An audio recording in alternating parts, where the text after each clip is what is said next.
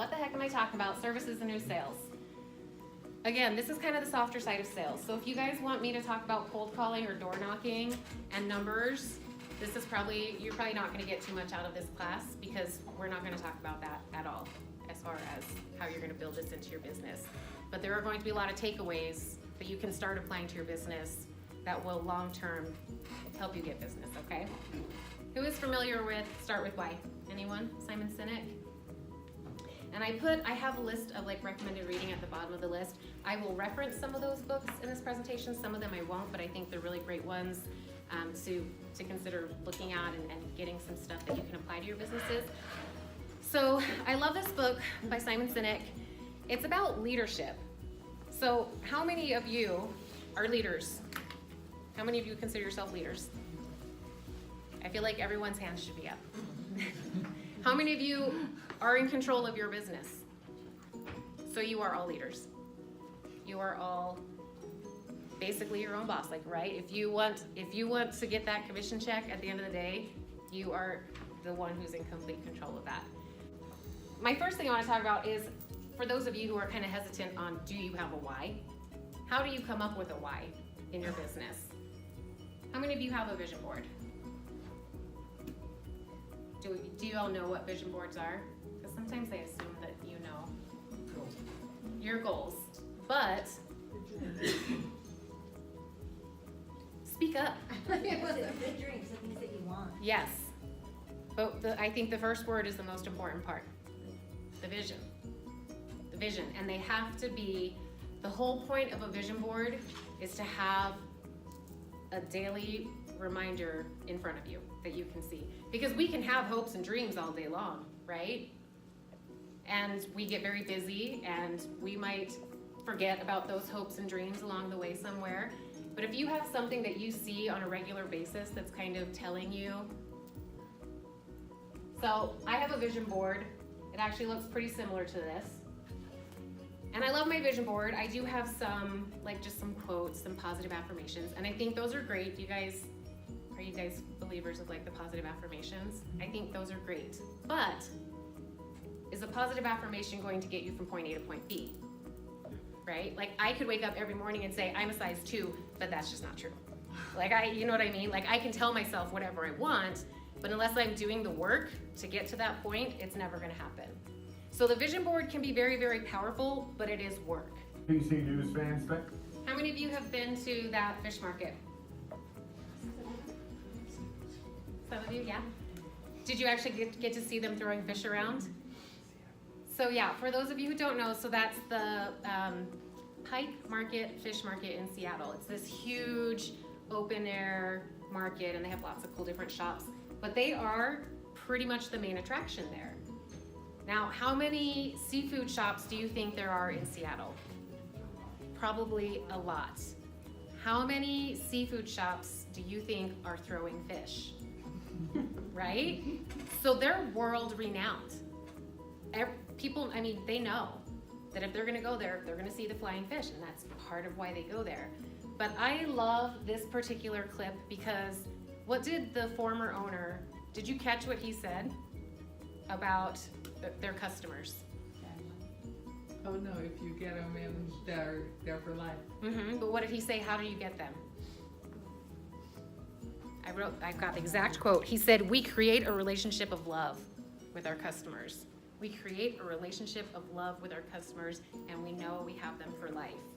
You guys are in probably one of the top industries and businesses and positions to build relationships of love with your clients.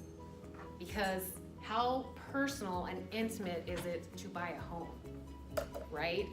And I mean, depending on how that experience goes, they're either gonna remember you fondly or never ever wanna run into you in the grocery store. I mean, it can go either way.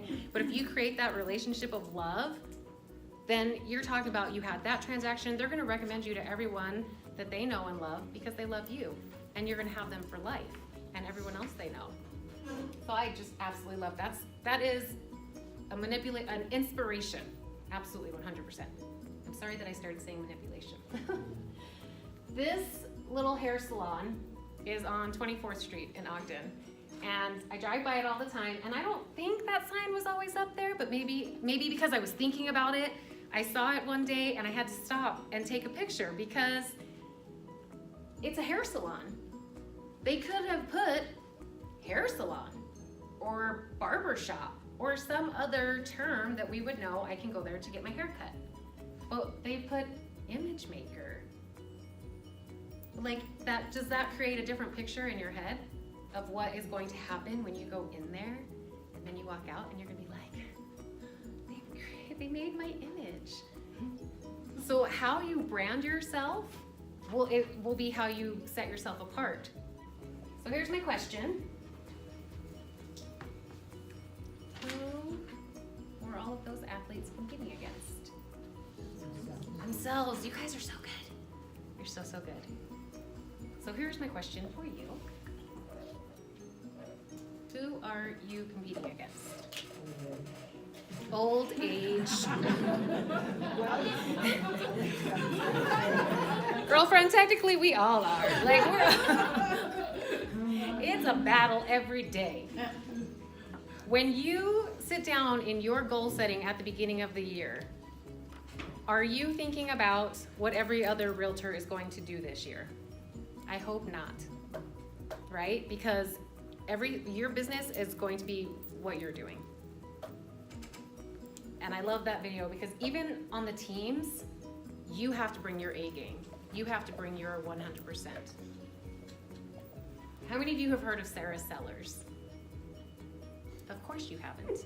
Like, who knows Sarah Sellers? That's totally fine. I don't expect you to. Today, I'm going to share about Sarah Sellers. Because I am a runner and I follow that kind of stuff. She lived in Ogden. She went to Ogden High. She went to Weber State. She now is a nurse anesthetist in Arizona. In 2017, she ran the Huntsville Marathon. So a marathon is 26.2 miles. She ran the Huntsville Marathon. It was her first marathon.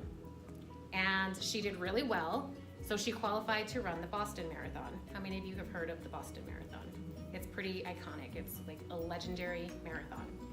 You have to qualify, you have to, run a certain time in your age group, and so it's pretty hard to get into. And even after you qualify, then once they open the lottery, you have to be able to get in before it fills up, because they start letting the fastest people come in first, and then once it starts getting filled up, even if you qualified but you weren't as fast as the person ahead of you, then you can't run it. It's crazy.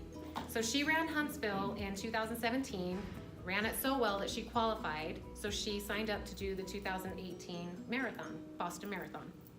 So she goes there. Now they have elite runners, they have sponsored runners, they have the best in the world come to run Boston. And she's just this regular girl, she lives in Arizona. So she gets on the bus the day of the event, and it's horrible. It's like 40 degrees and raining. It's kind of like the way Ogden is every other year during the marathon. But it was pretty horrible weather conditions. So she's like, I'm just gonna get out there and go. Just gonna get out and run. So she's running her race and she's got her head down and she's doing her thing and she's feeling good and she knows that she's doing pretty well. When she crossed the finish line, she immediately has like news people there and she's like, what the, like she didn't know what was happening. And her husband ran over and he found her and he's like, you just placed second for all the females. Of all these elite athletes in the world, she placed second. And so she became the most sought after interview by ESPN, Sports Illustrated, because everyone's like, who is this girl? Where did she come from? And all of a sudden, in the Twitterverse and everywhere on social media, oh, this girl's from Ogden, Utah. So everyone's like posting it and sharing it and putting it out there, and it put Ogden on the map the same way Damian Lillard put Ogden on the map in Weber State. But she did this interview with ESPN, and at the end they asked her, what would you say to your competitors? What would you say to other runners? And she said, be happy and be proud of the progress you're making. Be happy and be proud of the progress you're making, not your competitors, what's going on around you. Because she put her head down and she just went and she did the best that she could. And that's the thing with competition. And in this industry, being your best at all times. So in closing, I want to share one last story with you about that agent who was saying not very nice things about me. The company that he actually worked for fired him. I don't think that it was because of it was probably a culmination of a lot of events like that, but they ended up firing him. And then they actually were flying in all of their home warranty reps from all of their other states. There were 7 other states that they're in. So they were flying them all here to Utah because this is where they're based. And they asked me to come speak to their team of home warranty reps. I was a competing home warranty rep. And they asked me to come in to do a training for their people. So that is my last thing I want to leave with you is do what you're doing so well and so ethically and so honestly and upfront and love driven that your competitors would hire you to come speak to their people. You guys said, okay, thanks. Do you guys have questions or anything else you want to add before anyone else want to toot their horns? I think you all should, but.